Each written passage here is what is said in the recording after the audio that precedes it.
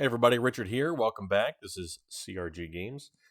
Today we're going to open up an Adventures in the Forgotten Realms draft booster box. Now, it's probably not going to be too long before this product goes out of print and is harder to get. But right now, you can still find it sub $100 for draft boosters. I believe the set boosters are mostly going for about 110 or close to it. And there are some good pulls in this set. Not including, not just Old Gnawbone, but, I've mentioned it before, Deadly Dispute is still a relatively expensive common at around $3 to $5. So, there's going to be several things we're looking for today. And of course, Deadly Dispute is one of them. Of course, we're looking for Old Gnawbone and Lolth, the Spider Queen. Some other cards like Treasure Vault, Acerak the Arch Lich, and Den of the Bugbear is one of them as well. There are several good cards in this set, and I love these showcase cards as well. They look really nice. And that one's a little bit off center on the back. So we'll put that on the side. We got a Blue Dragon and the Black Staff of Waterdeep. Give me one sec here. There we go. All right. Now, you can get the extended art cards in draft boosters. However, they shouldn't be foil, I don't believe. I think you can just get the regular extended arts. And we got Orb of Dragonkind and Treasure Token. I've never actually played D&D, but with all of the D&D integration coming into the Magic sets and stuff, I think WotC wants to really heavily push that, and I'm okay with that. I would love to maybe try D&D out. I just haven't before, but we do have some people that play at our LGS. So Zorn is one of our cards that has been spiking lately. This is about $6 to $7, so that's a pretty good hit. And we got a Minsk, Beloved Ranger. I thought you could only get one rare in these draft boosters, but I guess I was wrong. We get a rare and a foil mythic, so that's pretty neat. I don't think I've actually opened up any of these draft boosters before, so this is kind of a first for me. And I have opened... No, I don't think I opened any collector boosters either, to be honest. Got Long Rest, just one rare. I know I pulled at least one Old Gnawbone before, but I think that was just in a draft booster. I have it in my binder right now. It's just a, it's just a regular version, nothing crazy. I'd love to get an extended art. That would be great in a new deck. All right, Eye of Vecna is a rare artifact. Now, I don't have 6 of these to do a financial analysis.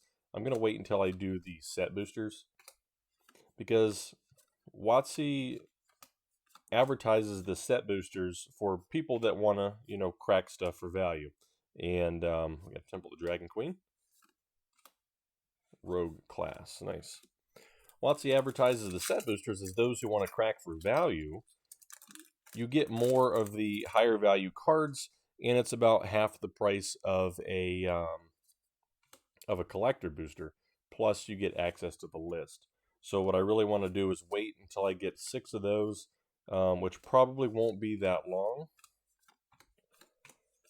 And then we'll do the financial analysis. These boxes were about... See, Amazon had a sale. They were about $81. The limit was 3. So when Amazon puts out these sales, there's our Deadly Dispute. when Amazon puts out these sales, generally they're a really good price, but they limit the quantity that you can purchase to 3. I've seen some people say they're getting around that by creating multiple accounts, but I have a business account and I don't want to chance, messing with Amazon. Um, they're a huge company, and if they were to, you know, slap me with some kind of, retribution or something like that, like, hey, don't do that, or we'll close your account. So I just don't want to, I don't want to risk that. I'd rather just keep going how I'm going. If I need to purchase more, I can go to my LGS and get some from them. Hopefully this stays in print a little bit longer so I can get the set boosters at a decent price. And I'm going to go ahead and I'm sorting while I'm doing this. That way it doesn't take me so long. We got a Ranger class to do later. And a Death Priest of Miracle. Nice. I'm still confused why there was a common and a two rares, a rare and a mythic in one pack, and a draft booster. I mean, if you're drafting, that's definitely the pack you want to get. Although you can only pick one, so it kind of doesn't help you a whole lot there. So at $81 a box, it shouldn't take a whole lot to actually get the value back. One old Gnawbone essentially is half the price of a box. And if you get, maybe a Tiamat or a Lolth or, a couple other little things here and there, it should be pretty easy to make, that extra $40 up. There's not a lot of crazy stuff in this set. This was a core set replacement. Power Word Kill, I believe, is one of the not too valuable, but good uncommons. Yeah, so this set was a core set replacement. So it wasn't meant to be, this all-powerful, like master set. And I think when this came out, a lot of people were a little bit disappointed because they thought this was going to be, super strong and have all these crazy cards in it. It wasn't meant to be. We got Asmodeus, the Archfiend. Now, it did turn out that there are some really good cards in this set. I think as we go further into the future and WotC continues the D&D integration, there will be cards in this set that spike over time. Oop, that is Tasha's Hideous Laughter. Almost passed that. And when they do, and this is out of print, these boxes are going to become quite expensive. Now, Rudy's talked about this before. I think he's sitting on, thousands and thousands of boxes of this, a couple thousand at least. And I know he's got a lot of the collector booster boxes. And, he's talked about this before. You just got to wait. It's not going to spike overnight. It's not going to go to the moon if one card comes out. But over time, this set is going to be valuable. And now it's $100. Next thing you know, it's going to be 110, 120, 130, and then it's going to be $200 a box. So we got Even Death Dracolich. I'm not 100% certain on the price of that card.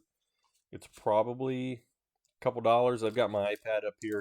I know it's less than $5 because I don't see it on there on the first page, so it's okay. Let's see. I like a lot of these cards like this. You come across, you come to a river, being able to choose more than one.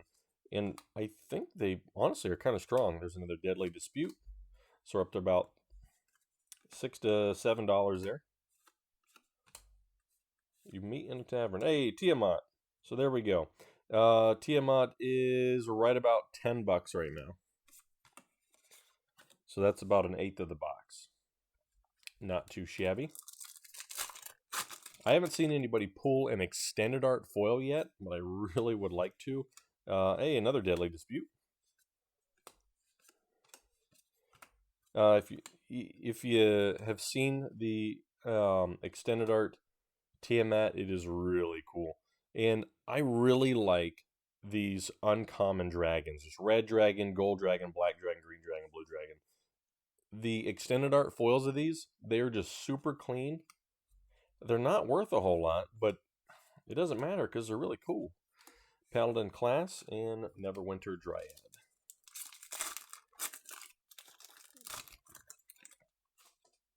One of the other cool things in this set, but I believe you can only get them in the collector boosters, are the D&D cards, where on the back it has like the monster stats and stuff. I don't think you can actually get that in these boxes, but it would be pretty neat if you could. Den of the Bugbear. This is one of the more expensive rares. This is about $6.80 to $7. So far, this has been a pretty decent box. You know, nothing too crazy. We got 3 Deadly Disputes, so we got some value there.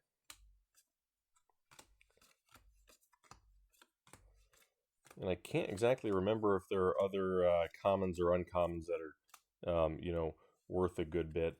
I would expect in the future, if a lot of people start playing D&D, you know, a lot of Magic players that never played before, they start playing D&D, these showcase cards here with, I believe it's D&D art, I think those will probably appreciate in value over time. It may take a little while because it's printed demand, so the best you can hope for is that demand was low and not a lot was printed, I would assume. Dungeon Descent. I love these dungeon module cards. I probably won't be selling any of the dungeon module cards just because I think they'll appreciate in value, and I like them. I've never played D&D, but I really like the cards. I will probably start here in the near future, though, because we do have a nice player base here locally. Circle of Dream Druids. So this is one of the more expensive cards. This is about $5 to $6.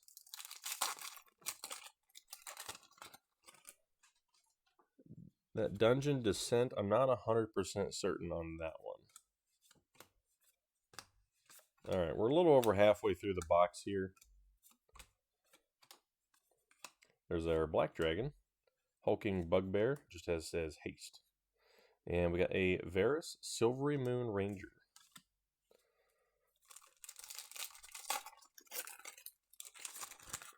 This venture into the dungeon mechanic I think was pretty neat. I don't see a whole lot of people playing it because there's only, with the new set coming out, with the new commander set, they're adding a dungeon. So there's going to be 4. It'll be interesting to see whether they, you know, lean into it and continue to make more dungeons. I hope they do. Or if it just doesn't really catch on and they just let it go. Teleportation Circle, that is, I believe, one of the better rares. It might be Portable Hole that I'm thinking about, actually, though. Yeah, so with only 4 dungeons, it's hard to tell whether or not they're really going to take off. You know, I think if it's going to, they need to make more dungeons. You know, there's got to be between 8 and 10 dungeons, I think, for it to really catch on. There is Adult Gold Dragon. The extended art foil of that is one of my favorite Magic cards of all time. Just super, super clean. Alright. I've not seen a Deadly Dispute in a little bit. Ray of Frost. And Triumphant Adventurer. Dude's just got some fat loot. Interesting note about fat loot is if you've played the Elder Scrolls 3 Morrowind, there's an item you can get called Fat Loot. And it is, of course, a play on words of getting a bunch of fat loot. I believe you can get it pretty early in the game. It's been a while since I've gotten it, but it is in there. Treasure Chest, this is around $7 to $8, so that's a good one.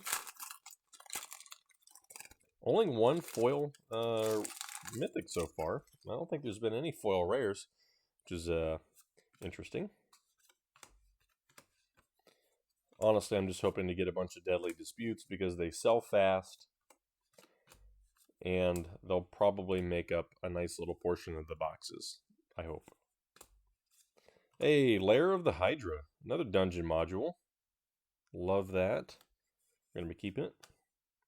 Steadfast Paladin. Now, one of the things I think a lot of people maybe don't know or don't pay attention to is the price of tokens. In this set, I can tell you here, the tokens. Oh, need to go to no variance. The tokens actually have a decent amount of value. Like Icing Death, the Icing Death token is about $1.50. The Boo token is about $1.50. The Boo tokens are pretty rare, but if you get them, I mean, an extra $1.50 is nothing to sneeze at. So we got a foil dungeon module, Temple of the Dragon Queen, and an Acerak, the Archlich, which is, let's go back to rares. He is about $7. So I think this has been a pretty good box so far. It'll be interesting to see when I do the financial analysis, how many dungeon modules are actually in the boxes? Like, how many do you get on average? Is it like 3 to 4? Because it doesn't seem like it's a whole lot. Of course, in the collector boosters, you ought to get a whole bunch, I would think. We got a monk class.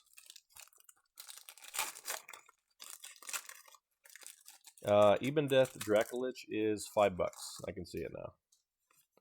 Not too bad. Alright, we have not very many packs left. There's a green dragon. I think we got all of them now. Oop, making a mess over here. And Hall of the Storm Giants. Nice. I still have not pulled a Lolth the Spider Queen yet. I don't think in any product I've opened from this set, to be honest. There we go. Grim Wanderer, Centric Apprentice, Plate Armor, and Guardian of Faith. Love Flash. Such a great mechanic. You could save your butt. Definitely. Man, where in the heck are all the deadly disputes? It's like a rare common. There's a fly, Limrith, the Desert Doom, and a foil Froghemoth. So we got a 2 rare pack there. I really like Limrith. When I did the pre-release, my pre-release foil was actually Limrith, and of course I never opened the pre-release card, so it is still sealed, where it will remain for, hopefully, the rest of that card's life. Stay right in the pack. No need to take it out. All it does is decrease the value, in my opinion. Alright, Gelatinous Cube. I will say, Gelatinous Cube, during the draft, I got hammered by that card. Absolutely hammered. I could not get rid of it. And I didn't do very good, but I'm not a drafter, so there's that. Wizard Spellbook, and one more. Got a skeleton token there. Kick in the door. Oh.